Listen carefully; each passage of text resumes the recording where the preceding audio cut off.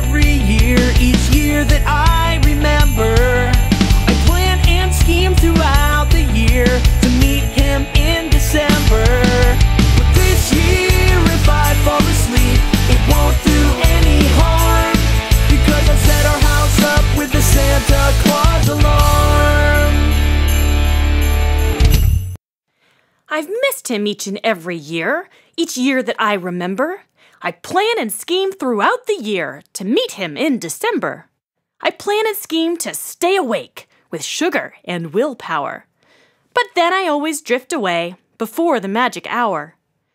I've dreamt that I have seen him with his bulging sack of loot, with his beard and hat and corncob pipe and red and white trimmed suit, as he goes about his business, filling stockings hung by trees, in a selfless act of giving almost no one ever sees.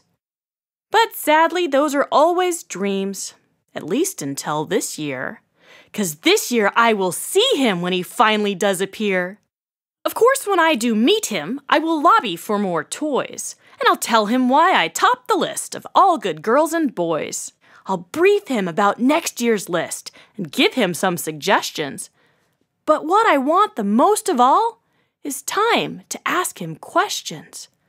I'll ask him about reindeer flight and say I'd like to try it. I'll ask how he can land on roofs and keep his coursers quiet. I'll ask him about chimney slides and how he got so sneaky, 'cause Santa's not a small man and our floor is rather squeaky. And that's just the beginning of the questions on my mind. How did he build a flying sleigh and how was it designed? Before he built his flying sleigh, it's clear that Santa must have studied physics, drag and lift, and learned to harness thrust. If he says he must keep going, I'll say, take me in your sleigh. I'll sit and ask you questions, and I won't get in the way. If you have me back by morning, Mom and Dad will never know. I promise they won't care at all. Now hurry up, let's go! It seems as late as I stay up, he'll always show up later. And though I try with all my might, his magic's always greater. But this year I am sure to see old Santa when he's here, 'cause rather than willpower, I will use some high-tech gear. See, this year, if I fall asleep, it won't do any harm, because I've set our house up with the Santa Claus alarm. I got some help from Mom and Dad. We all work just like elves. It seems that they would also like to see him for themselves. There are sensors in the floorboards, friction feelers in the flue, motion sensors in the living room if he goes passing through. There's a tripwire on the carpet, pressure buzzers in my stocking. There's a microphone behind a box to hear him if he's walking. We put cameras in the cupboards and our dogs beside the damper. We didn't leave him dog food, and he's not a happy camper. After dinner, Christmas Eve, we read around the tree. Then I hit the pillow smiling, 'cause in hours I would see jolly old Saint Nick himself, and boy, he'll think I'm clever. I know this year will surely be my favorite Christmas ever.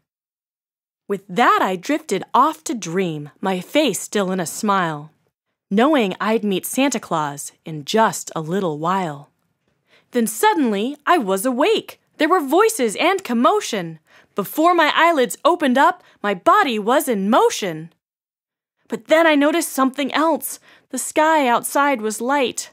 I don't know how it happened, but I'd slept all through the night. I hadn't caught old Santa Claus red-suited in the act. My buzzer had not buzzed at all. Our dog had not attacked. The tripwire hadn't tripped him, and the mic picked up no noise. Had Santa even come at all to bring me any toys? Frantically, I sprang from bed and flew straight for the tree. But sure enough, he had brought gifts, including some for me. It seemed somehow my plan had failed. I was saddened and confused.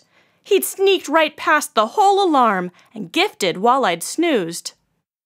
And as I sat there staring at the packages he'd brought, the physics of old Santa Claus were not my foremost thought. That started me to thinking lots of deep and happy things. I thought, just maybe Santa Claus is more than what he brings. I thought, just maybe Santa Claus comes to us each December to help us turn our gaze inside, to help us each remember the simple joys of happy times, of family round the fire, of peace and hope and loved ones, and the hope that he'll inspire. A lighter heart and kinder soul, so that we each may see there's a little bit of Santa Claus inside both you and me. And though I've still not met him, I am pretty sure it's true that when Santa sees me smiling, somewhere he'll start smiling too. So this year, in my thank you note, I shared the information that my whole view of Santa Claus has had a transformation. We all can be like Santa Claus on any given day. We each can share some gifts and smiles and love in our own way. Then right before I finished it and sent off what I wrote, I attached my list of questions and I made a little note. It said, "Christmas night's so busy that I thought it would be better to list my questions one by one and send them with this letter." So Santa, if you're reading this, I hope you'll write back soon. Perhaps when you're less busy, maybe in the month of June.